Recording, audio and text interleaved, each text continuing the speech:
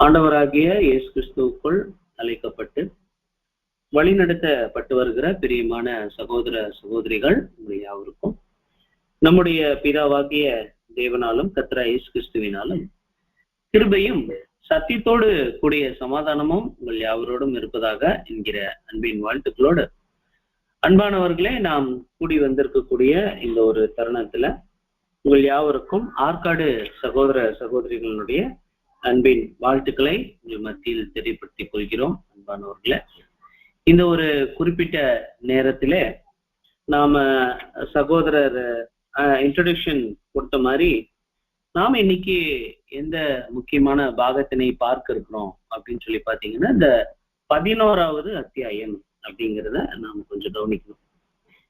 இந்த 11வது அத்தியாயம் அப்படிங்கிறது எந்த சூழ்நிலைக்குள்ள போய்கிட்டு இருக்குது அப்படின்னு சொல்லி பாத்தீங்க அப்படின்னீங்கன்னா, ஆல்ரெடி குற்றவாளிகள் யார் யாரு, குற்றம் சாட்டப்படக்கூடிய அந்த இடம் எது அப்படின்னு எல்லாம் நாம் பார்த்துட்டோம். யார் அவங்க, யார் மேல குற்றம் சாட்டப்பட்டிருக்கு, எல்லாமே நம்ம பார்த்துட்டோம். மத அமைப்புகளினுடைய தலைவர்கள் மற்றும் இந்த மேன்மை மக்கள், ஐஸ்வர்யவான்கள், பிற்பாடு ராஜகுல மக்கள், இவங்க 3 பேரும் தான் பெரிய பெரிய தவறுகளை செஞ்சுக்கிட்டு உட்காந்துட்டு இருக்கிறாங்க அப்படிங்கிறத நாம் பார்த்துட்டோம். இவங்க மேல கம்ப்ளைண்ட்ஸ், நிறைய கம்ப்ளைண்ட்ஸ் பார்த்துட்டோம். இப்போ இந்த அர்மகதோன் அப்படிங்கிறது ஒரு அக்கினிக்கு இரையாக அது சொல்லப்படுது. அக்கினிக்கு இரையாக அதில் ஊற்றப்படக்கூடிய எண்ணெய் எது அப்படின்னு சொல்லி பாத்தீங்கன்னா, அதுதான் இந்த ஜனங்களினுடைய அதிருப்தி அப்படின்னு சொல்லிட்டு நாம் பார்க்கணும். ஜனங்களினுடைய அதிருப்தி. அப்ப இந்த அதிருப்தியை குறிச்சு நாம என்ன யோசிக்கலாம் அப்படின்னு சொல்லி பார்க்கும்போது, இந்த அதிருப்தி கொஞ்சம் அதிகமாகி கடைசியில என்னவே ஆக போகுது அப்படின்னா, ஒரு மாபெரும் அக்கினியாக அது எரிய போகுது அப்படின்னு சொல்லிட்டு நாம் பார்க்கணும். மாபெரும் அக்கினியாக எரிய போகுதா? ஆமா, மாபெரும் அக்கினியாக அது எரிய போகுது.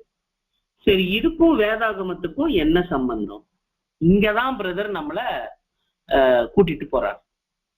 முக்கியமான விஷயத்தை சொல்ல வருகிறார் பிரதர். நம்மள இந்த இடத்துல இந்த 11வது அத்தியாயத்துல பழிவாங்கும் நாள் அப்படின்னு சொல்லும்போது, பைபிள்லயும் ஒரு ஸ்டேட்மெண்ட் இருக்கு, பழிவாங்கும் நாள். இந்த பழிவாங்கும் நாள் பத்தி அடையாளப்படுத்தக்கூடிய ஒரு 2 மாபெரும் அடையாளங்கள் பைபிள்ல இருக்கு. பைபிள்ல இருக்குன்னு சொல்லலாம், அல்லது 2 அடையாளங்கள் பைபிள்லயே இருக்குன்னு சொல்ல முடியாது. ஒண்ணு இருக்கு, இன்னொன்னு நாம கண்டுபிடிக்க வேண்டியதாக இருக்கு. தேவன் அந்த அளவுக்கு நம்மள இந்த விஷயங்கள்ல கவனம் கொடுக்க சொல்றாரு. அன்பானவர்களே, அப்போ நாம சுற்றிலும் பார்க்கும்போது நீங்க நேரடியாக ஃபர்ஸ்ட் அந்த ஆரம்ப பக்கத்தையே எடுத்துக்கலாங்க. இந்த 11வது அத்தியாயத்தினுடைய ஆரம்ப பகுதி, அதுல இருக்கிற அந்த தலைப்பை ஒரு முறை வாசிச்சு காண்பிக்கலாம்.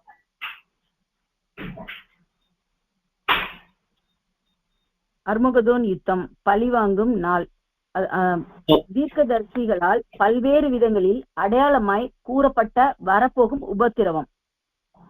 கிபி 70 இஸ்ரேலின் வீழ்ச்சியிலும் பிரெஞ்சு புரட்சியிலும் அடையாளப்படுத்தப்பட்டது. அதனுடைய பொதுவான குணாதிசயம் போதும். இப்ப நம்ம படிக்க வேண்டியத சகோதரி படிச்சு காட்டிட்டாங்க. இப்ப நம்ம நேரா என்ன பண்ணலாம் அப்படின்னா, இந்த பக்கம் எடுத்துக்கோங்க. அதாவது நாம் சொல்லக்கூடிய பக்கம் எது அப்படின்னா 739. கொஞ்சம் அதுல கவனம் கொடுங்க. 739. 739ல ஒரு சப் டாபிக் இருக்கும் கீழே, அதை மட்டும் கொஞ்சம் வாசிங்க. விரைவில் சம்பவிக்க போகும் பேராபத்தை குறித்து 2 குறிப்பிடத்தக்க நிகழ்கள்.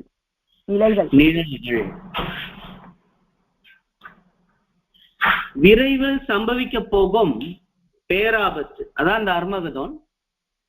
இதை குறிக்கக்கூடிய 2 குறிப்பிடத்தக்க நிழல்கள். இப்போ சகோதரி ஆரம்பத்துல தலைப்பு ஒட்டி சிலது வாசிச்சாங்க. இப்போ ஒண்ணு வாசிக்கிறாங்க. இத பேஸ் பண்ணி நீங்க என்ன சொல்ல வர்றீங்க? யாராவது ஒருத்தர் பேசுங்க.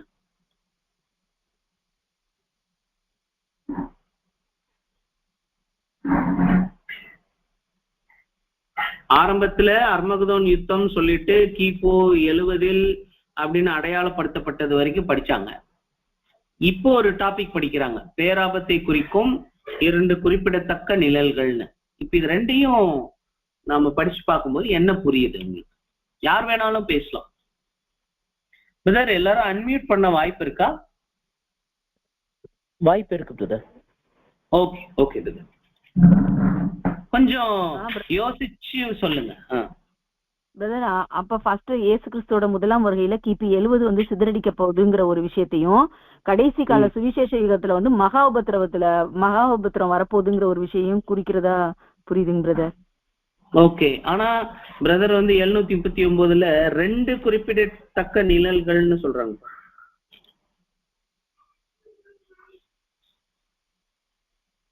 ஒன்னு சொல்லிட்டீங்க சகோதரிக்கு, அருமை சகோதரி வந்து ஒன்னு சொல்லிட்டாங்க, அந்த 70ல இஸ்ரேல் தேசத்தினுடைய வீழ்ச்சி சொன்னீங்க.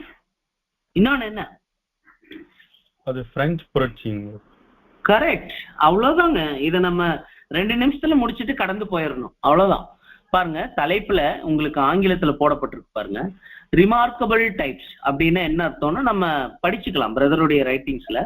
ரிமார்க்கபிள் டைப்ஸ் அப்படின்னா ரொம்ப குறிப்பிடத்தக்க நிழல்கள் அப்படிங்கிறோம். கட்டாஸ்ட்ரஃபி அப்படின்னா பேராபத்து, கட்டாஸ்ட்ரஃபி அப்படின்னா பேராபத்து. இம்பெண்டிங் அப்படின்னா வெயிட் பண்ணிட்டு இருக்குது, பெண்டிங் வெயிட் பண்ணிட்டு இருக்கு, வர்றதுக்கு காத்துட்டு இருக்கு. நீங்க அலோவ் பண்ணீங்கன்னா வந்துடும், நீங்க கதவை திறந்தா வந்துடும், அது மாதிரி. அப்ப இந்த 2 உபத்திரவங்களுக்கு, சாரி, இந்த வரப்போகும் இந்த பேராபத்துக்கு 2 நிழல்களை தேவன் வந்து நமக்கு காட்டியிருக்கிறாரு, இந்த சந்ததிக்கு காட்டியிருக்கிறார். இந்த சந்ததினா நீங்களும் நானும் தான், நமக்கு காட்டியிருக்கிறார். அதுல ஒண்ணு வந்து நம்ம முன்னரே பார்த்தது மாதிரி பிரதர் குறிப்பிட்டு சொல்றாரு, அது இஸ்ரேல் தேசத்தினுடைய யூத யுக அறுவடையில இஸ்ரேல் தேசத்தினுடைய அழிவை தான் ஒண்ணு அப்படின்னு நம்ம பார்க்கணும். இன்னொரு நிழல் எது அப்படின்னா பிரெஞ்சு புரட்சி. இதுக்கப்புறம் பிரதர் என்ன பண்றாருன்னா, அநேக வரலாற்று ஆசிரியர்களுடைய கருத்துக்களை எடுத்து பேஸ்ட் பண்றாரு. இப்போ ஒரு 3 பைபிள் ஸ்டூடெண்ட்ஸ் பேசிட்டு இருக்கிறாங்க, பிரதர் இது இப்படி பிரதர், இது இப்படி பிரதர் அப்படின்னு சொல்லும்போது, திடீர்னு பிரதர் பைபிள்ல இருக்கிற மாதிரியே பாருங்க, இந்த உலகத்துல இருக்கிற ஒருத்தர் வந்து பேசுறாரு பாருங்க, இந்த அறிக்கையை பாருங்க, இந்த ஆர்டிக்கலை பாருங்க அப்படின்னு சம்பந்தப்பட்டு மேட்ச் ஆகும் பாருங்க, பொருந்தி வரும் பாருங்க. அந்த பொருந்தி வரக்கூடிய விஷயம் மாதிரி இவர் இந்த கருத்தை பைபிள்ல இருந்து ஆராய்ந்தறிந்து உணர்ந்தவராக இருந்து இதை எழுத ஆரம்பிக்கும் போது, நாம பேசுற விஷயம் பைபிள்ல இருந்து எடுத்து பேசுறோம், இதுக்கு ஆதாரமா பூமியில என்ன மாதிரி ஜனங்க பேசிட்டு இருக்கிறாங்க பாருங்க அப்படின்ட்டு எடுத்து சிலதெல்லாம் பேஸ் பண்ணியிருக்கிறார். ஸோ அதுதான் இதனுடைய பக்கங்கள். உதாரணத்துக்கு 739வது பக்கத்துல இருக்கக்கூடிய அந்த முதல் பத்தியை நீங்க கொஞ்சம் வாசிக்கலாம். 739ல முதல் பத்தி. இதோ பிராணியும் வல்லமையும் உடையது ஒன்று ஆண்டவரிடத்தில் இருக்கிறது, அது கல்மலை போலவும் சங்கார புசல் போலவும் புரண்டு வருகிற பெருவெள்ளம் போலவும் வந்து அதை பெருமையின் கிரீடத்தால் தரையில் தள்ளிவிடும். அவர் நீங்க எங்க வாசிக்கணும்னா 739ல விரைவில் சம்பவிக்க போகும் பெரிய பேராபத்து, அது கீழே இருக்கிற அந்த பேராகிராஃப். இந்த பல்வேறு விளக்கங்கள் சொல்லர்த்தமாக இல்லாமல் அடையாளங்களாக இருப்பதனால் அவைகள் வெறும் மனித ஆர்வத்தின் கிளர்ச்சியோ அல்லது வார்த்தையின் ஒரு யுத்தத்தையோ பயத்தின் ஒரு யுத்தத்தையோ பிரதிபலிக்க கூடியவை தான் என்று யாரும் முடிவுக்கு வர வேண்டாம்.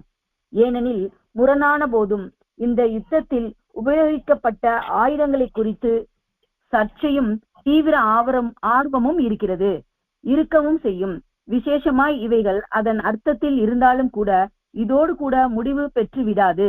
முடிவின் சமயத்திற்கு முன்பாக ஒரு தீவிர குரூரமான போராட்டமும் பயங்கரமும் கோரமான புயலுமாகவும் இருக்கும் என்று ஒவ்வொரு தீர்க்க தரிசனமும் குறிப்பிடுகிறது. யூத யுகத்தின் முடிவில் மாமிசீக இஸ்ரேலின் மீது வந்த மாபெரும் உபத்திரவத்தின் குண அதிசயத்தை நாம் ஏற்கனவே அத்தியாகம் 3 தொகுதி 2 அத்தியாகம் 7 கவனித்திருக்கிறோம். தற்போது அதற்கு இணையானதொரு காலகட்டத்திற்கு நாம் வந்திருக்கிறோம். அதாவது சுவிசேஷ யுகத்தின் அறுவடையில் கிறிஸ்தவ ராஜ்யமாகிய அதனுடைய நிஜத்தின் மீது இதைவிட பெரிதான ஆபத்தின் காலத்தில் இருக்கிறோம். யூதேயா மற்றும் எருசலேமின் மீது தீர்ப்பு வந்தபோது அது பயங்கரத்தின் எல்லையாகவே இருந்தது. மாபெரும் உபத்திரவத்தோடு ஒப்பிடும்போது அவர்கள் மிகச்சிறிய அளவிலே இருந்தன. இப்போது கிறிஸ்தவ ராஜ்யத்தின் மீது தீவிரமாய் எதிர்கொள்ள போவதோடு முழு உலகத்தையும் ஈடுபடுத்தும்.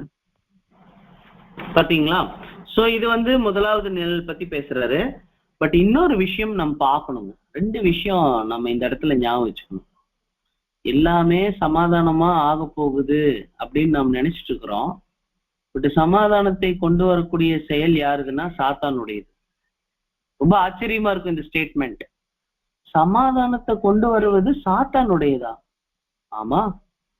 எப்போனா இந்த சுவிசேஷ யுகத்தினுடைய முடிவுல மகா உபத்திரவ காலம் தான் தேவனுடைய திட்டம். ஆனா மகா உபத்திரவ காலம் வராம எல்லாத்தையும் பேசிஃபை பண்ணி எல்லாரையும் அமைதிப்படுத்தி சாந்திப்படுத்தி இங்க ஒன்னும் பிரச்சனை இல்லை, எல்லாம் கடந்து போயிரும் அப்படிங்கிற மாதிரியான ஒரு சிந்தனையில கொண்டு வந்துட்டு இருக்கிறாரு பிசாசு. ஆனா கர்த்தர் பிரச்சனை பண்றதுக்குன்னே வந்திருக்கிறார். ஏன்னா இந்த சிஸ்டம் சரியில்லை, இந்த சிஸ்டத்தை உடைக்கணும், இந்த சிஸ்டத்தை கொலாப்ஸ் பண்ணணும், அதுக்குன்னே தான் அவர் வந்திருக்கிறார். அவரு உபத்திரவ காலத்தை நிறுவவே வந்திருக்கிறார். ஆனா சத்துரு எல்லாத்தையும் சாந்தி பண்ணி எல்லாத்தையும் அமைதிப்படுத்தி ஒன்னும் பிரச்சனை இல்லைங்க அப்படி சொல்ல வர்றாரு. இது ரெண்டுக்கும் ஒரு முரண்பாடு நடக்க வருது. ஏன்னா இதுக்கு என்ன உதாரணம்னா பழைய ஏற்பாட்டு காலத்துல எரேமியா சொல்லுவாரு நம்ம ஆபத்துல விழ போறோம்னு. ஆனா கள்ள தீர்க்கதரிசிகள் என்ன சொல்லுவாங்கன்னா, இல்ல இஸ்ரேல் நெடுங்காலமா தேவனுடைய பர்வதத்துல கரங்கள்ல ரொம்ப அருமையா இருக்கும்னு சொல்லுவாங்க. கள்ள தீர்க்கதரிசிகள் அப்படி சொல்லுவாங்க. ஆனா தேவனுடைய தீர்க்கதரிசி என்ன பண்ண போறாங்கன்னா, நமக்கு அழிவு நிச்சயம் இருக்குது அப்படின்ட்டு பேசுவாங்க. சோ இப்ப அதே சூழ்நிலையில தான் நாம நின்றுகிட்டு இருக்கிறோம். எரேமியாவுடைய சைடு நாம நின்றுகிட்டு இருக்கிறோம். உலக தலைவர்கள் கள்ள தீர்க்கதரிசிகளின் சைடுல நின்றுகிட்டு இருக்கிறோம். இப்ப பாருங்க, இப்ப இந்த குணத்தை பத்தி தெரிஞ்சுக்கணும். இப்ப இருக்கிற ஜனங்களுடைய குணத்தை பத்தி தெரிஞ்சுக்கணும்னா 741வது பக்கத்துல பண்டைய காலத்து அப்படின்னு ஒண்ணு ஸ்டார்ட் ஆகும் பாருங்க. பண்டைய காலத்து காட்டு மிராண்டி அப்படின்னு ஒண்ணு ஸ்டார்ட் ஆகும். கொஞ்சம் வாசிங்க. பண்டைய காலத்து காட்டு மிராண்டி தனத்தை விட உலகம் முன்னேறி வளர்ந்து விட்டது என சிலர் தவறான கருத்தை கொண்டிருக்கின்றனர். பாத்தீங்களா என்ன சொல்றாருன்னா, ஒரு இதா போலாம். பண்டைய காலத்து காட்டு மிராண்டித்தனத்தை விட நாம் எல்லாரும் இப்ப முன்னேறிட்டோம் அப்படின்னு நினைச்சுக்கிட்டு இருக்கிறாங்க. அதே மனுஷன்தான் ஷர்ட் பேண்ட் போட்டிருக்கிறாரு, டை போட்டிருக்கிறாரு. ஆனா உள்ள முழுக்க மிருகத்தனம் உள்ள இன்னுமே இருக்கு. அந்த காலத்து பாதிரிகள் மாதிரி இல்ல. சகோதர சகோதரிகளே, இந்த குழந்தைங்களுடைய சவுண்ட் அதிகமா வருதா? இல்லைங்க பிரதர். Okay, thank you. சரி, இப்போ இதுக்கு அடுத்தது மேலும் கடந்த காலத்தில் அப்படி பாருங்க, அதுல இருந்து வாசிங்க. மேலும் கடந்த காலத்தில் சம்பவித்தது போன்று பேராபத்துக்கள் உலகத்தில் இனிமேல் சம்பவிக்காது என்று கற்பனை செய்கின்றனர். பாத்தீங்களா என்ன சொல்றாங்கன்னு? சில பேர் என்ன சொல்றாங்க, இனிமேல்லாம் பிரச்சனை வராது அப்படின்னு இருக்கிறான் உலக தலைவர். நம்ம எல்லாத்தையும் மேற்கொண்டுட்டோம். கொரோனா வந்துச்சு, மேற்கொண்டுட்டோம். காலரா வந்துச்சு, மேற்கொண்டுட்டோம். டிபி வந்துச்சு, மேற்கொண்டுட்டோம். அதெல்லாம் தேவனுடைய கிருபை. இப்ப இருக்கிற புது சிருஷ்டிகள் இருக்கக்கூடிய காலம் வரைக்கும் இவைகள் மேற்கொள்ளக்கூடாது. அதனால தேவனுடைய கிருபை. பட் பாருங்க என்ன நினைக்கிறாங்கன்னா, இனிமேல் பிரச்சனையே வராதுன்னு நினைக்கிறாங்க. ஆனால் அடுத்து பாருங்க, ஆனால் நமது 20ஆம் நூற்றாண்டின் சீரமைப்பு மிகவும் ஒரு மெல்லிய மேற்பூச்சாக இருக்கிறது. அது சும்மா ஒரு மேற்பூச்சி தாங்க, அது போயிடும். இதெல்லாம் செட்டிங்கு. இந்த செட்டிங்ல தாஜ்மஹால் மாதிரி போட்டிருப்பாங்க. நல்லா மழை அடிச்சுதுன்னு வைங்களேன், தாஜ்மஹால் ஒண்ணுமே இல்லாம போயிடும். அது மாதிரியான ஒரு மேற்பூச்சி தான் இது எல்லாமே. அடுத்தது,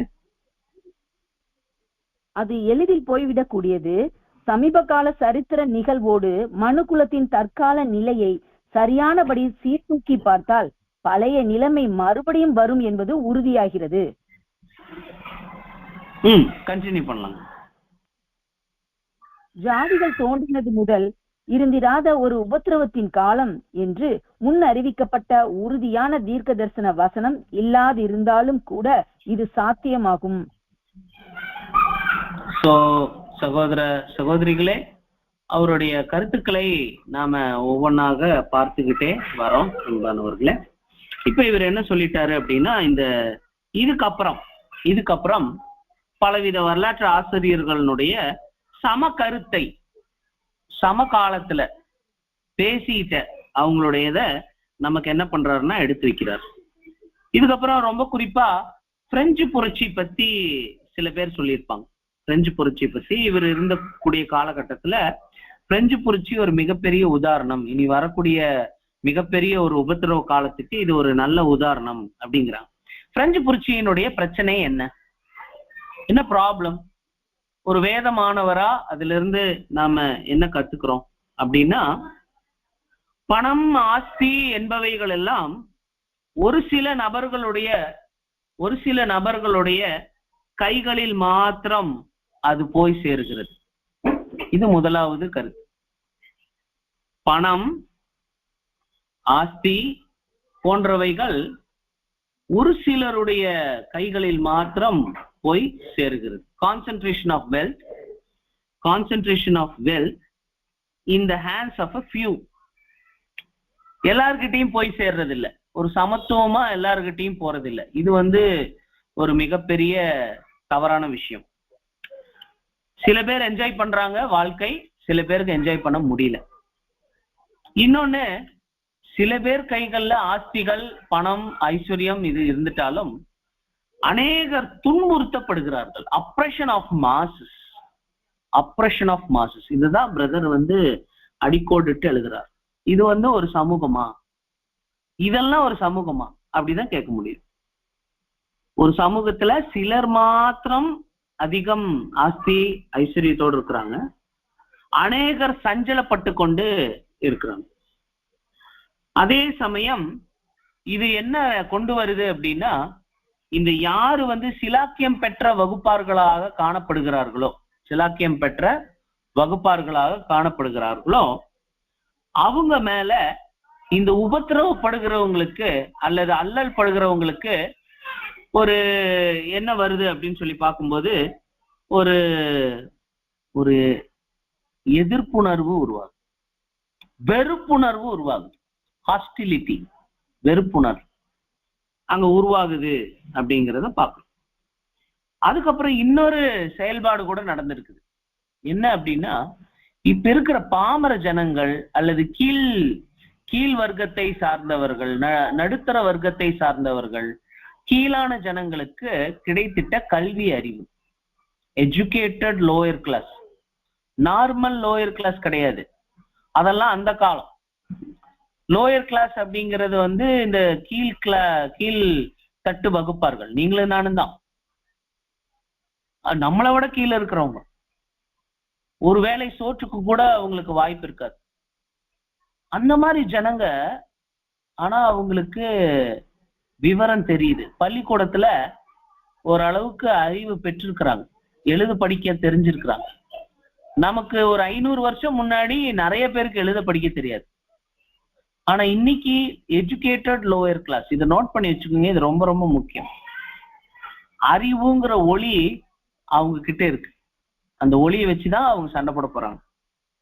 அடுத்தது, ஒரு காலத்துல எஜமான், சீமான், அதுக்கப்புறம் ஜமீன்தார், நாட்டாமை, முதலாளி அப்படின்னு அந்த பெரிய பெரிய பண முதலைகளுக்கு இருந்த மதிப்பு என்ன ஆயிட்டு வருது அப்படின்னா குறைந்து கொண்டே வருது. Loss of respect for royalty. அரசவையை சார்ந்தவர்கள், ஐஸ்வர்யவான்கள், அவங்க மேல எல்லாம் ஒரு வெறிப்புணர்வும் அவங்க மேல இருக்கிற ஒரு ஒரு மரியாதை குறைவும் என்ன ஆயிட்டு இருக்குதுன்னா சம்பவிச்சுக்கிட்டு இருக்கு. இன்னொரு எரிச்சலான விஷயம் என்ன அப்படின்னா கையூட்டு. கையூட்டு கையூட்டுன்னா என்ன?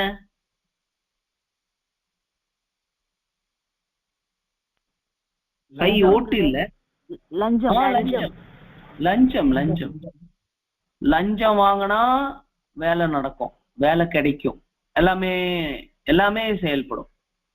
சொல்லுவாங்க இல்லையா, பணம் பாதாளம் வரைக்கும். அந்த மாதிரி இவங்க என்ன பண்றாங்கன்னா கரப்ஷன் என்ன கெட்டு போய் கிடக்குது சிஸ்டமே.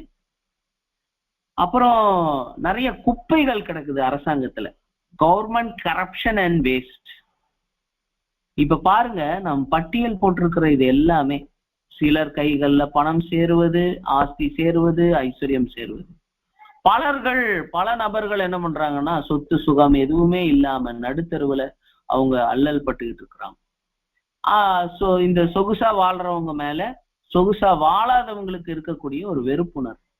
கல்வி அறிவு பெற்ற கீழ்த்தட்டு ஜனங்கள், மேன்மை மக்கள் இழந்து போன மரியாதை, அரசாங்கத்தில் காணப்படும் கையூட்டு, அதுக்கப்புறம் கெட்டுப்போன தன்மை, அதில் இருக்கும் குப்பைகள், இதெல்லாமே ரொம்ப கஷ்டம். அதே மாதிரி ட்ரேட் மோனோபோலிஸ் அப்படிங்குவாங்க. ட்ரேட் மோனோபோலிஸ் அப்படிங்கிற போது பெட்ரோல்னா இவர் கம்பெனி தான், துணினா இவர் கம்பெனி தான், மளிகைனா இவர் தான்,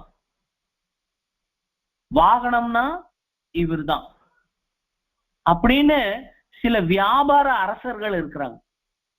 வியாபார அரசர்கள், அரசிகள், இன்னும் கரெக்டா சொல்லணும்னா வியாபார அரக்கர்கள் இருக்கிறாங்க. வியாபார அரக்கர்கள் இருக்கிறாங்க. அதுக்கப்புறம் சில சீர்திருத்தங்கள் கொண்டு வர்றாங்க, அதெல்லாம் மலட்டுத்தன்மையோட இருக்கு. மலட்டுத்தன்மையோட இருக்கு. இதெல்லாம் நாங்க என்ன நடக்குது அப்படின்னா,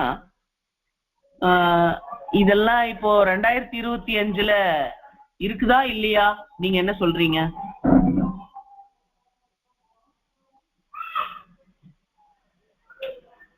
இருக்கு பிரதர். நீங்க தான் பேசணும்.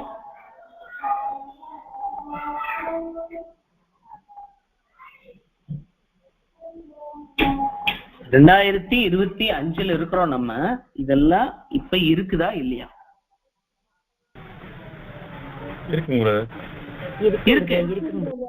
இருக்கு. ஆனா இது எல்லாத்தையும் பிரதர் எப்ப எழுதி இருக்கிறாரு தெரியுங்களா? எப்ப எழுதி இருக்கிறாரு சொல்லுங்க? 128 வருஷம் முன்னாடி. அதுதான் ரொம்ப ஆச்சரியம்.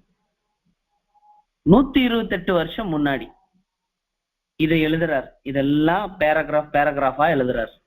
இப்ப நம்ம பட்டியல் போட்டிருக்கிற காரியங்களை எந்த வருஷம்? 1897 எழுதப்பட்டிருக்கு பிரதர். கரெக்ட். 128 வருஷம் முன்னாடி எழுதியிருக்கிறார்.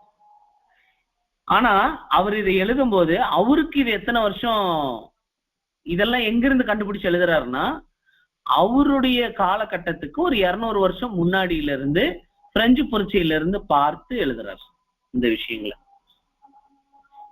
இப்ப நாம என்ன பண்ணிடலாம் அப்படின்னு சொல்லி பாத்தீங்கன்னா, கொஞ்சம் பக்கம் கடந்து போலாம்.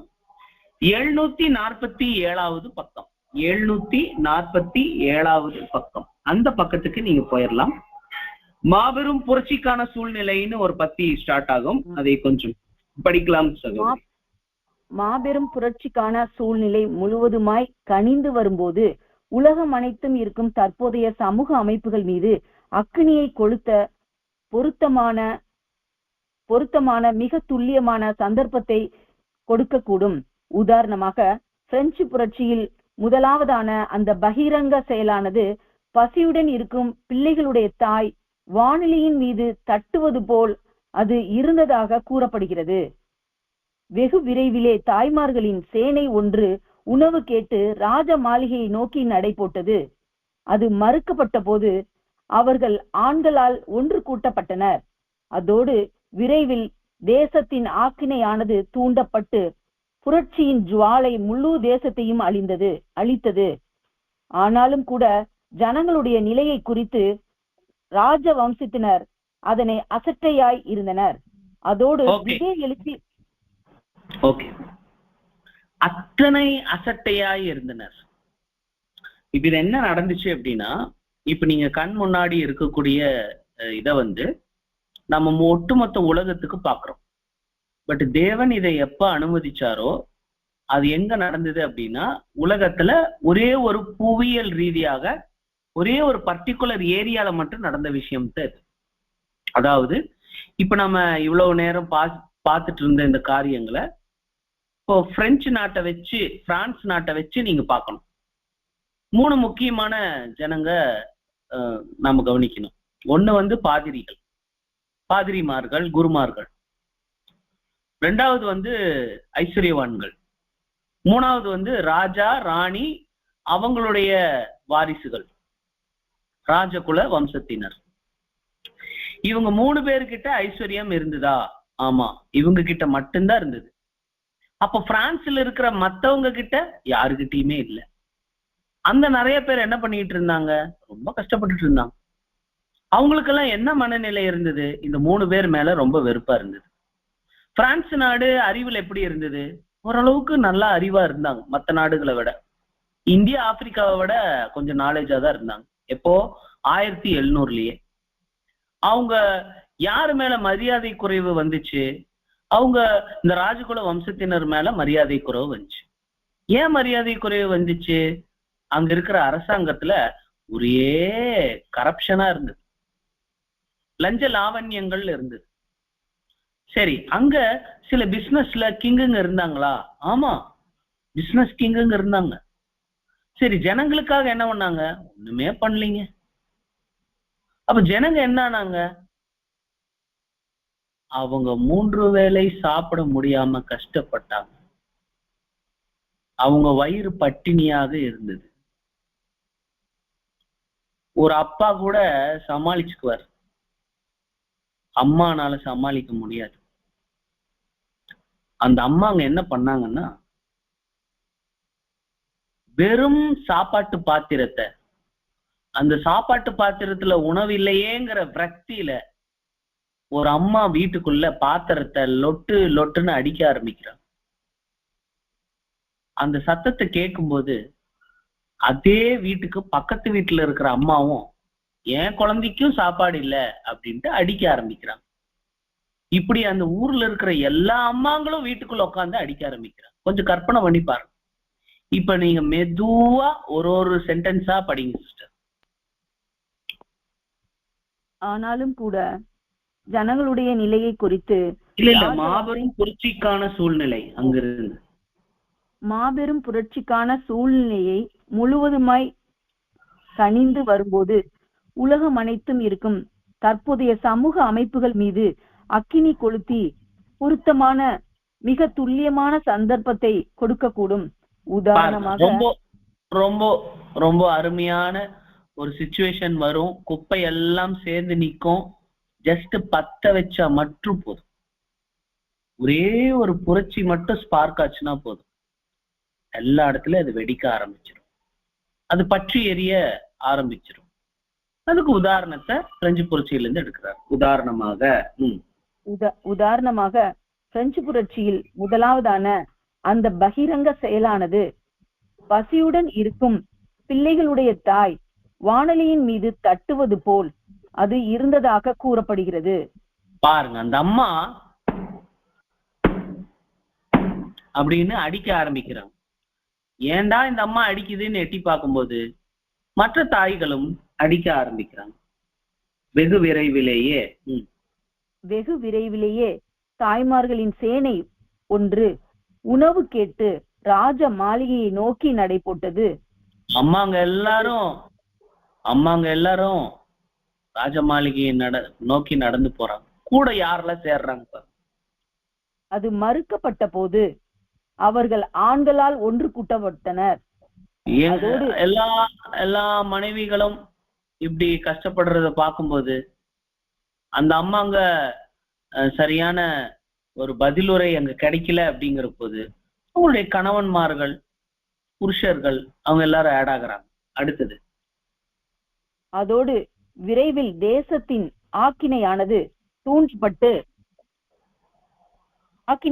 தூண்டப்பட்டு புரட்சியின் ஜுவாலை முழு தேசத்தையும் அழித்தது. பாத்தீங்களா? எங்க இருந்து ஸ்டார்ட் ஆகுதுன்னா ஒரு அம்மாவுடைய பாத்திரத்துல இருந்து ஸ்டார்ட் ஆகி டப்புன்னு எல்லாமே முடிஞ்சு போச்சு. பயங்கரமான விஷயம் எல்லாம் பண்ணிருக்கிறாங்க இவங்க பிரெஞ்சு புரட்சியில. அடுத்த பேராகிராஃப் கூட படிக்கலாம். ஆனாலும் கூட ஜனங்களுடைய நிலையை குறித்து ராஜ வம்சத்தினர் அத்தனை அசட்டையாய் இருந்தனர். அத்தோடு திடீர்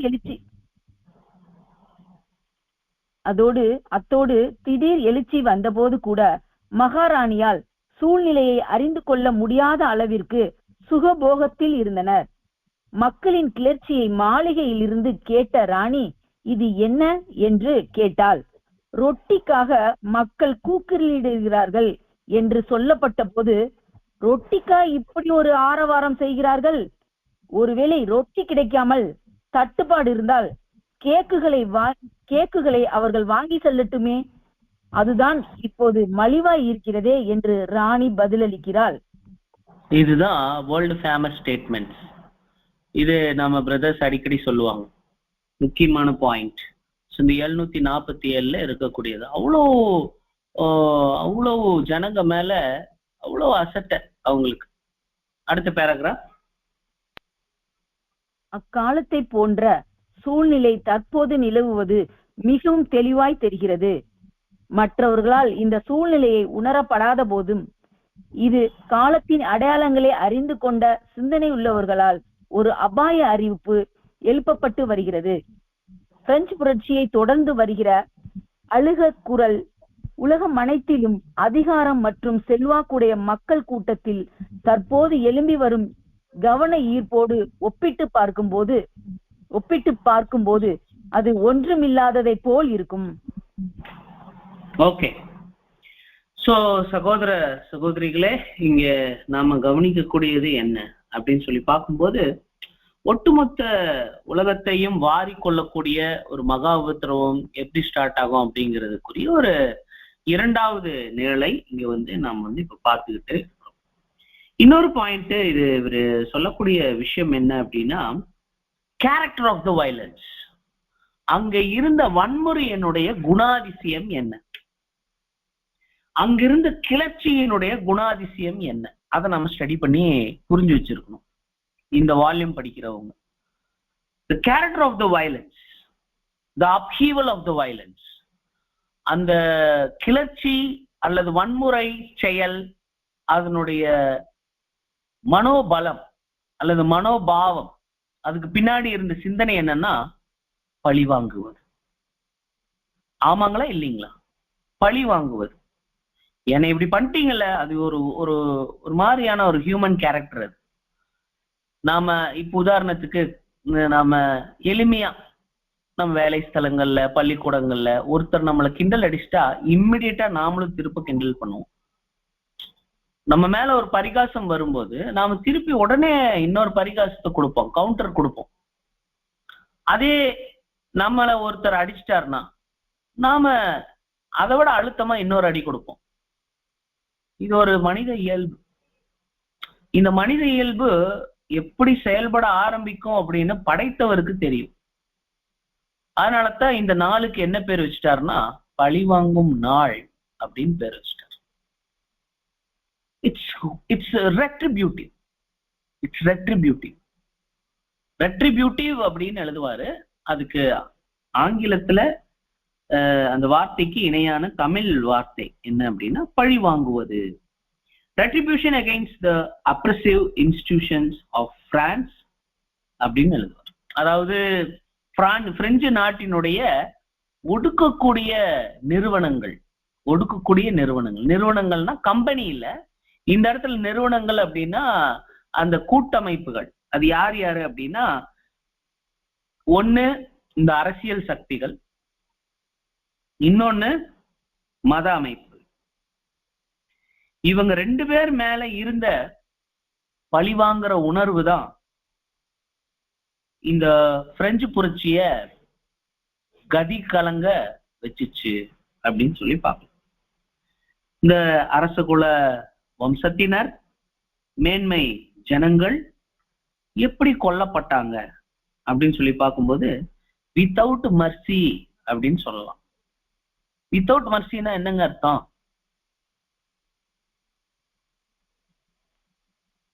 இரக்கம் இல்லாமல், கருணை இல்லாமல். அப்படியெல்லாம் நீங்க ஏதாவது நாடக காட்சிகள் அல்லது கதைகள் எல்லாம் கேட்டிருக்கீங்களா? இரக்கமே இல்லாம கொல்றது. கொஞ்சம் ஒரு நிமிஷம் கற்பனை பண்ணி பாருங்க, உங்க கண்களுக்கு தெரியும். ஒரு நிமிஷம் கூட இரக்கமே இல்லாம கொல்லுவது. கொஞ்சம் யோசிச்சு பாருங்க. அப்படியே அந்த கொலை ஆயுதங்களை வச்சு சக மனிதனை அப்படி பழி வாங்குவது. சோ அப்ப பாருங்க, வித்தவுட் மர்சி. இன்னொரு என்னன்னா, விசாரணை எல்லாம் கிடையாது.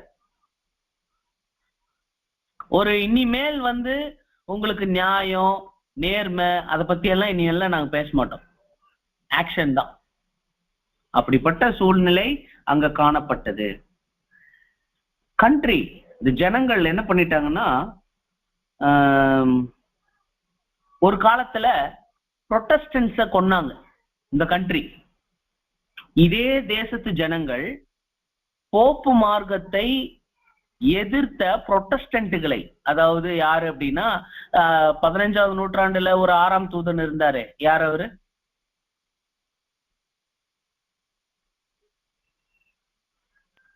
Martin Luther. கரெக்ட். அவருடைய பின்னடியார்களாக இருந்து சில பேரு பிரான்ஸ் நாட்டுல அவருடைய கொள்கைகளை பின்பற்றி போப்பு மார்க்கத்தை சில பேர் எதிர்த்தாங்க. எதிர்த்தவங்க அத்தனை பேரையும் ஒரு காலத்துல கொன்ன நாடுதான் இந்த நாடு.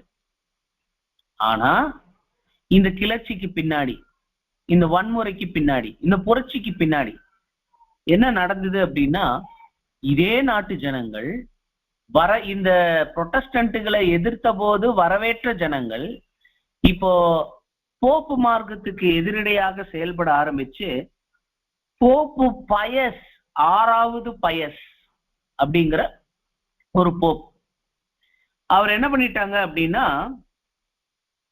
சிறையில் அடைச்சாங்க. கத்தோலிக்க திருச்சபையினுடைய நிலங்கள், அந்த பேராலயங்கள், அதையெல்லாம் சூறையாடினாங்க.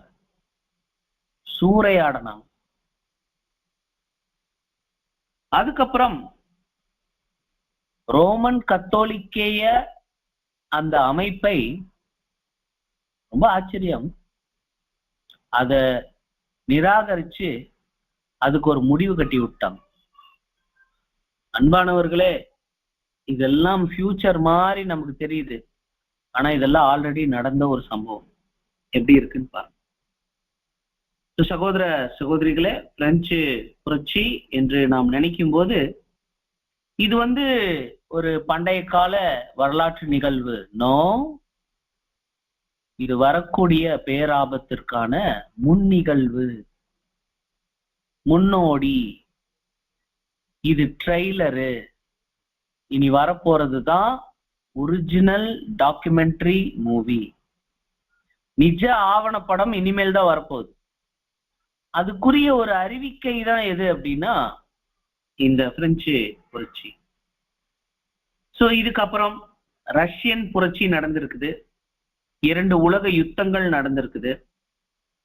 இனப்படுகொலைகள் நடந்திருக்கு. ருவாண்டா, போஸ்னியா, கொசோவா இப்படிங்கிற இடங்கள்ல நிறைய என்னது, இந்த ஆப்பிரிக்கால, அப்புறம்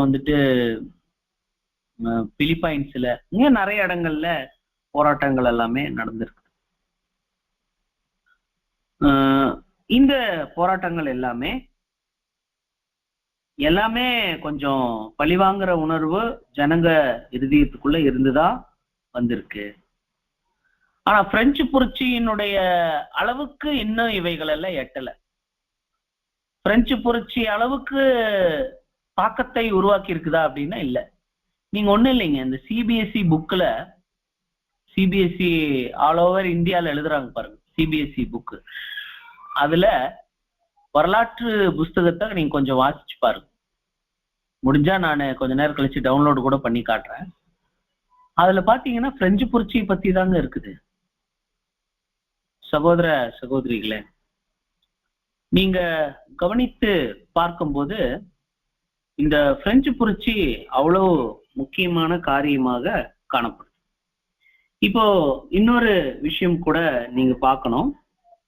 அதாவது பிரெஞ்சு புரட்சி நம்மளுடைய தேசங்கள்ல இனி வரக்கூடிய நாட்கள்ல நடக்கக்கூடிய ஒரு மிகப்பெரிய கடினமான சம்பவத்துக்கு ஒரு முன்னுதாரணமாக இருக்குது அப்படின்னு சொல்லலாம்.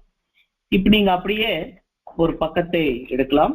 அந்த பக்கம் எங்க இருக்கு அப்படின்னா 755 அந்த பக்கம் எடுத்துக்கோங்க. அங்க ஒரு சப்டாபிக் இருக்குங்களா? கர்த்தருடைய மாபெரும் சேனை.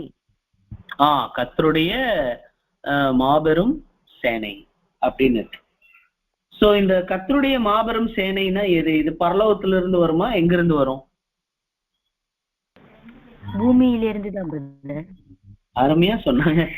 ஆமா, வால்யூம்ஸ் ஸ்டடி பண்றவங்க இது கர்த்தருடைய சேனை அப்படிங்கிற போது நிறைய பேர் சபையில இருக்கிறவங்க என்ன பண்ணிட்டு இருக்கிறாங்கன்னா, இது பரலோகத்துல இருந்து இறங்கி அப்படியே எல்லாரையும் காலி பண்ணும் அப்படின்னு. நோ, கர்த்தருடைய சேனை அப்படிங்கிறது எது அப்படின்னு சொல்லி பாத்தீங்கன்னா, அது இந்த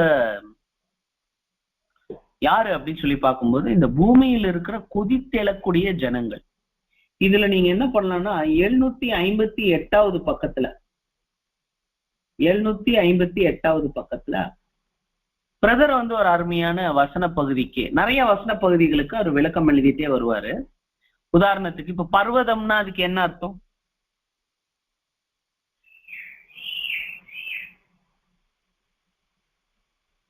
பர்வதம்னா என்ன அர்த்தம்?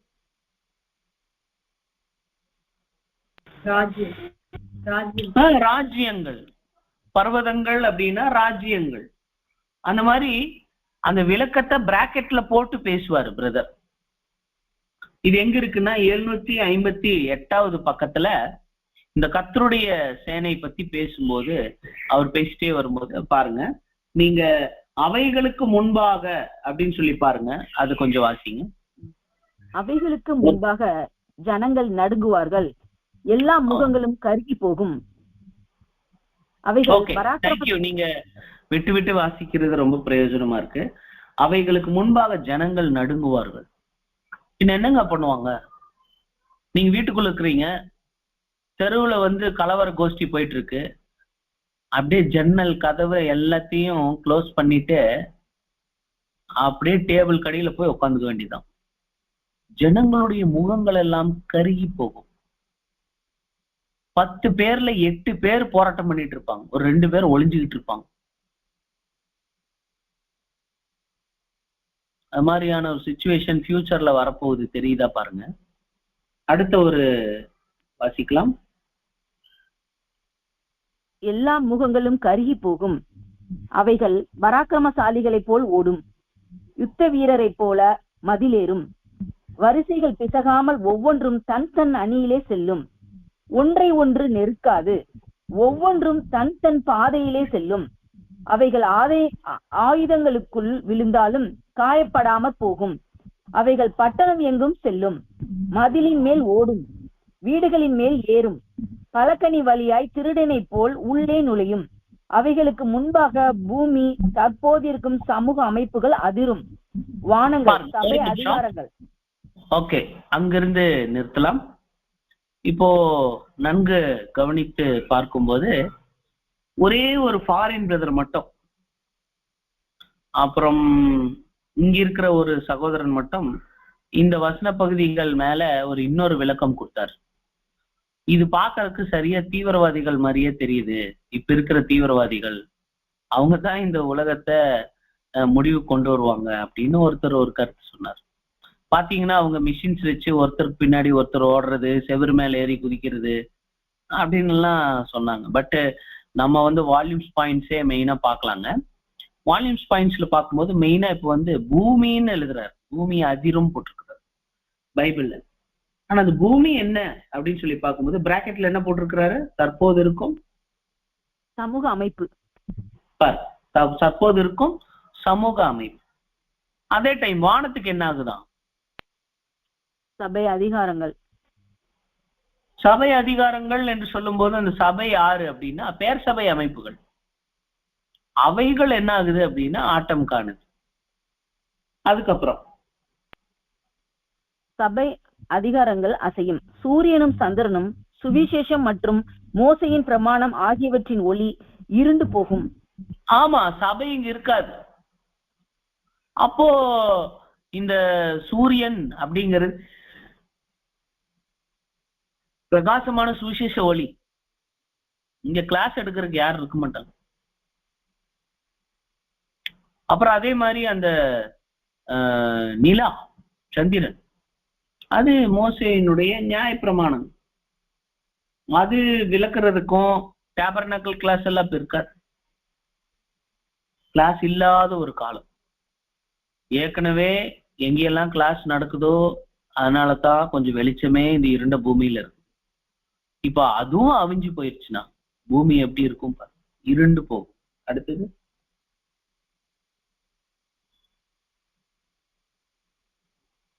இருண்டு போகும்ங்கிற போது அதாவது அவநம்பிக்கை பரவலாக எங்கும் காணப்படும். அதைரியப்பட்ட ஜனங்களாக இருப்பாங்க. உலகம் முடிஞ்சு போச்சு, நம்ம எல்லாரும் ரொம்ப அழிய போறோம் அப்படின்னு அவநம்பிக்கையின் சூழ்நிலையாக இருக்கும். அதுக்கு அடுத்தது வாசிக்கலாம். நட்சத்திரங்கள். அப்போஸ்தல வெளிச்சமானது ஒளி மங்கும். அதாவது அந்த பிராக்கெட்டுக்கு முன்னாடி அதாவது அப்படின்னு போட்டு படிக்கணும். நட்சத்திரங்கள் பிராக்கெட் ஸ்டார்ட் ஆயிடுச்சுன்னா அதாவது நட்சத்திரங்கள் அதாவது அப்போஸ்தல வெளிச்சமானது ஒளி மங்கும். அதாவது ஒருவனும் கிரியை செய்யக்கூடாத ராக்காலம் வருகிறது. கர்த்தர் தமது சேனைக்கு முன் சத்தமிடுவார். அவருடைய பாளையம் மகா பெரியது. அவருடைய வார்த்தையின்படி செய்கிறதற்கு வல்லமை உள்ளது. கர்த்தருடைய நாள் பெரிதும் மகா பயங்கரமாய் இருக்கும். அதை சகிக்கிறவன் யார்? ஓகே. சோ சகோதர சகோதரிகளே, நாம் பார்த்து கொண்டு இருக்கக்கூடிய இந்த ஒரு பத்தியில இருக்கக்கூடிய விஷயம் என்ன அப்படின்னா, அது யார் இந்த கர்த்தருடைய சேனை அப்படிங்கறத பார்க்கும்போது அது வானத்திலிருந்து வரக்கூடியது இல்லை அப்படின்னு பேசுறாரு. அதுக்கப்புறம் அது வந்து பூமியிலிருந்தே உருவாகிறது அப்படின்னு சொல்லிட்டு பேசுறாரு. நிஜமாக இதுல சபைக்கு பங்கு இருக்கா? நீங்க என்ன சொல்லுவீங்க? பைபிள் வாசிக்கிற சகோதரி சொல்லுங்க, சபைக்கு இதுல பங்கு இருக்கா? தேவனுடைய பரிசுத்தவான்கள் இந்த சேனை கூட இருப்பாங்களா? இருக்க மாட்டாங்க பிரதர். ஆமா, கரெக்டா சொன்னீங்க. கொஞ்சம் தைரியமாவே சொல்லுங்க. நிச்சயமா இது வந்து ஒரு மாம்சீக போர். நம்மளுடைய போர் எல்லாமே ஆவிக்குரிய போர் தான். இது மாம்சீக போர் கிடையாது. ஆனா இந்த பழிவாங்கும் நாள்ல வரக்கூடிய இந்த போர் வந்து என்ன அப்படின்னா மாம்சீக போருங்க. இதுல நமக்கு ஸ்பிரிச்சுவல் பார்ட்டு தான் நமக்கு இருக்கு, மாம்சீக போர் இல்லை. 7ஆம் தூதன் மீண்டும் சில விஷயங்கள் சொல்றாரு. இதுல வந்து ஒரு 3 பாகங்கள் இருக்கிறதாக சொல்றாரு, சஜஸ்ட் பண்றாரு. நாங்க இருக்குன்னு நினைக்கிறோம் அப்படிங்கிறார். அதுல என்ன அப்படின்னா ஒரு பிரிவு என்ன அப்படின்னு சொல்லி பார்க்கும்போது literal uniformed soldiers of nations, அதாவது தேசங்களினுடைய அந்த உடை அணிந்த இராணுவ வீரர்கள் இதுல ஒரு பங்காக இருக்கலாம் அப்படிங்கிறார். இராணுவ வீரர்கள், அதாவது அந்த இராணுவ வீரர்கள் பாருங்க, இப்போ நார்த் இந்தியால ஆர்மியில ரெஜிமெண்ட்ஸ்ல இருக்கிறாங்க. அவங்க எல்லாம் எப்படி தெரியுங்களா, ஆர்டர் போட்டு அதை அப்படியே செய்வாங்க. ஆப்போசிட்ல நிக்கிறது தங்கச்சியா தம்பியா என்னன்னு கூட பார்க்க மாட்டாங்க, செஞ்சுதான் ஆகணும். ஆனா இந்த சூழ்நிலை கொஞ்சம் மாற வாய்ப்பு இருக்கு, உபத்திரவ காலத்துல மாற வாய்ப்பு இருக்கு. பட் நீங்க இப்ப சொல்லி நீங்க ஒண்ணும் இல்லைங்க, இந்திய ராணுவ வீரர்கள் பாகிஸ்தான்ல ஒரு இடத்துக்குள்ள இறங்கி சுட்டு தள்ளுங்க அப்படின்னு சொன்னா சுட்டுட்டே இருப்பாங்க. வரிசையா போவாங்க, வரிசையா இறங்குவாங்க, வரிசையா ஏறி குதிப்பாங்க. எல்லா ட்ரைனிங்கும் வாங்கியிருக்கிறாங்க. ஸோ இட்ஸ் த யூனிஃபார்ம் போட்டிருக்கிற அணிந்திருக்கக்கூடிய அந்த தேசத்து சிப்பாய்கள் இவங்கதான். நெக்ஸ்ட் இந்த புரட்சிகர குழுக்கள் கூட என்ன பண்ணிடுவாங்கன்னா, இந்த ராணுவ வீரர்கள் சேர்ந்தா எப்படி இருக்கும்னு கொஞ்சம் யோசிச்சு பாருங்க. அத சொல்றார். இது மாதிரி ஒரு சம்பவம் நடந்துதா அப்படின்னா ரஷ்ய புரட்சியில நடந்திருக்கு. இத சொல்றாங்க. ரஷ்ய புரட்சியில ஒரு பெரிய பஞ்சம், சரியான நிர்வாகம் இல்ல, ஒரு பெரிய போராட்டம் நடந்தது. நடந்தபோது என்னன்னா, கலவக்காரர்கள் கூட ரஷ்ய ராணுவ வீரர்கள் சேர்ந்துட்டாங்க. இது மாதிரி ஒரு சம்பவம் நடந்திருக்கு. அதுக்கு அடுத்தது ஜப்பான்ல இருந்து இது ஒரு குழு, யூனிஃபார்ம் போட்டிருக்கிற சோல்ஜர்ஸ், பயிற்சி எடுத்தவங்க, சுட தெரிஞ்சவங்க, இவங்க எல்லாரும் யார் கூட ஜாயின் பண்ணிடுறாங்க அப்படின்னா புரட்சிகர கலவரக்காரர்கள் கூட அவங்க ஜாயின் பண்ணிடுறாங்க. நிச்சயமா அவங்க அண்ணன் தம்பி எல்லாம் கலவரக்காரர்கள் குரூப்ல இருப்பாங்க, அதனால அவங்க கூட சேர்ந்துருவாங்க.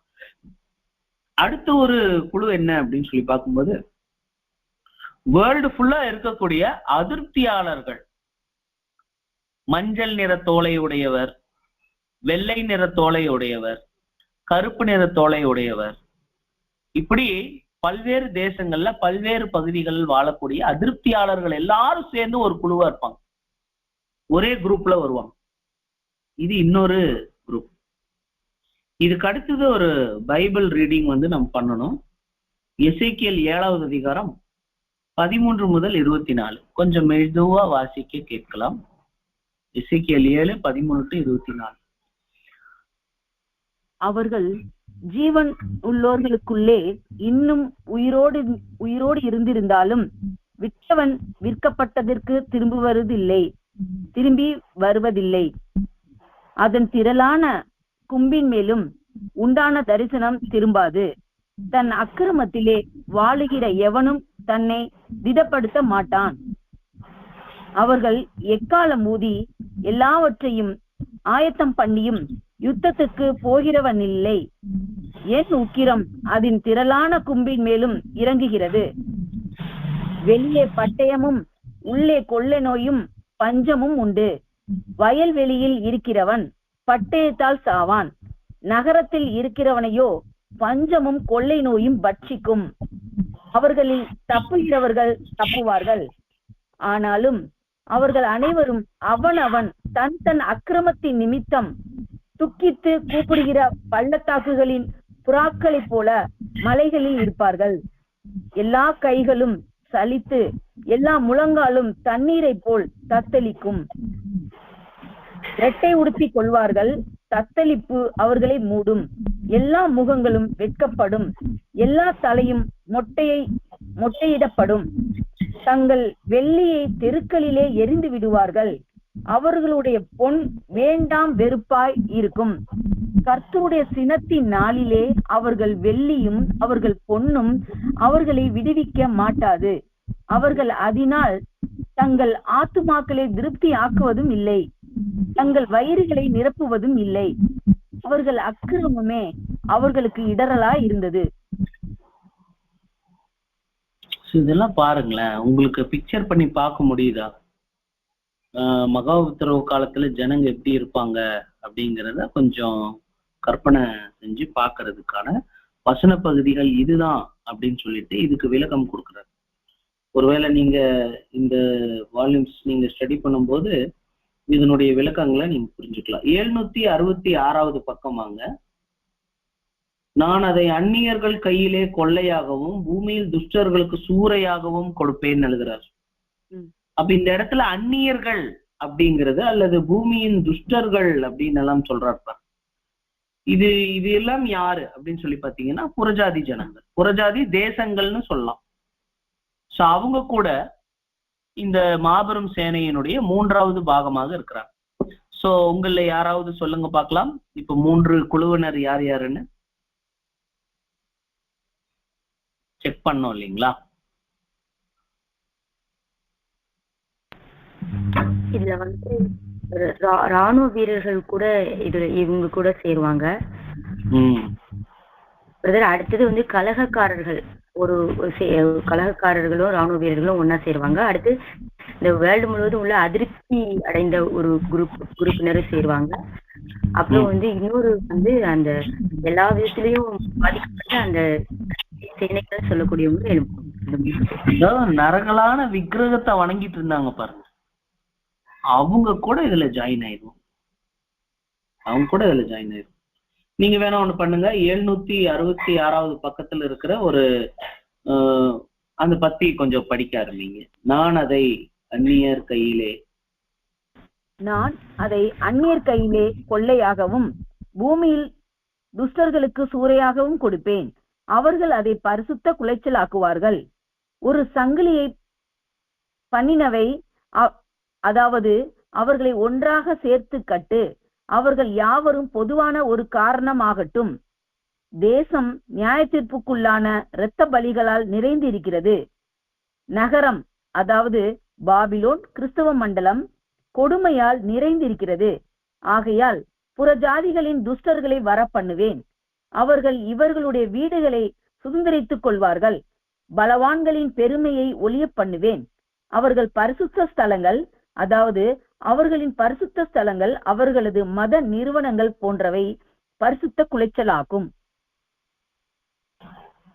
பாத்தீங்களா எப்படி இருக்குன்ட்டு? இதெல்லாம் உங்களுக்கு நல்லா புரியுது. அதாவது இத பேஸ் பண்ணிதான், இந்த வசனத்தை பேஸ் பண்ணிதான் நீங்க டிவைன் பிளான் சார்ட்ல நீங்க பாத்தீங்கன்னா ஒரு பிரமிடு வந்து கருப்பா விழுகிற மாதிரி வரும்.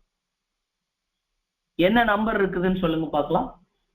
இந்த கருப்பா விழக்கூடிய பகுதிகள் கரெக்டா சுவிசேஷ யுகம் முடியக்கூடிய பாகத்துல ரெண்டு, ஒரு பெருசு ஒரு சிறுசு, ரெண்டும் சேர்ந்து அப்படியே கீழே விழும். அது வந்து இந்த வசனத்தின் அடிப்படையே ரொம்ப பொருத்தி நாம் பேசலாம்.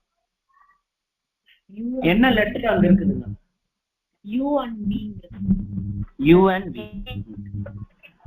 அதான் பெயர் சபை அமைப்புகள்ல ரோமன் கத்தோலிக்கைய புரோட்டஸ்டன்ட், இது ரெண்டும் தான் விழுகிறது தான். அந்த சபைகளை எல்லாம் நாம பார்த்துட்டு இருக்கிறோமே, அந்த பெரிய பெரிய மணிகள்லாம் வச்சுக்கிட்டு இருக்கிற அந்த ஒரு இது, அது அப்படியே உடைய போகுது. அதெல்லாம் இப்படிதான் உடைய போகுது. இப்ப கீழே இருக்கிற அந்த 2 பேராகிராஃப் கொஞ்சம் வாசிங்க. அதோட இன்னைக்கு நாம் ஸ்டாப் பண்ணலாம். இதுக்கு மேல இதனுடைய தொடர்ச்சி வரக்கூடிய வாரத்தில் நம்ம பார்க்கலாம். கிறிஸ்தவ ராஜ்யங்களில் அராஜகத்தினால் எழும்பும் திரளான ஜனங்கள் சட்டம் ஒழுங்கு இல்லாதிருக்கும் போது புற ஜாதிகளின் படையெடுப்பின் போது நிகழ்ந்தவை போல மிகவும் கொடூரமாகவும் அநாகரிகமாகவும் நிறைந்தவர்களாகவும் இருப்பார்கள். இது பிரெஞ்சு புரட்சிக்கு ஒத்ததாக இருக்கும். அல்லது இது கிறிஸ்துவ ராஜ்யங்களுக்கு எதிராக இந்தியா, சீனா மற்றும் ஆப்பிரிக்கா மக்களின் கிளர்ச்சியை குறிக்கின்றதாகவும் இருக்கக்கூடும். நம்ம ஆளுங்க வந்துட்டாங்களா? ஓகே, கொண்டு போலாம். துருக்கியின் மறுமலர்ச்சி மற்றும் லட்சக்கணக்கான முகமதியரின் கிளர்ச்சி சம்பந்தமாய் பொது பத்திரிகையில் ஏற்கனவே ஒரு யோசனை கூறப்பட்டிருக்கிறது. புறஜாதிகளின் துஷ்டர்கள் கிறிஸ்துவ மண்டலத்திலே இருக்கின்ற தேவன் அற்றவர்களும் கிறிஸ்தவ உணர்வோ அல்லது நம்பிக்கையோ இல்லாதவர்களும் தான் என்பதே நமது கருத்தாகும். இவர்கள் இதுவரையில் அறியாமை, மூட நம்பிக்கை மற்றும் பயம் ஆகியவற்றால் அடக்கி வைக்கப்பட்டு தடுக்கப்பட்டும் வந்திருக்கின்றனர். ஆனால் 20ஆம் நூற்றாண்டின் உதயத்தில் இவர்கள் வேகமாய் இந்த தடைகளின் ஆதிக்கத்தில் இருந்து விடுபட்டு கொண்டிருக்கின்றனர்.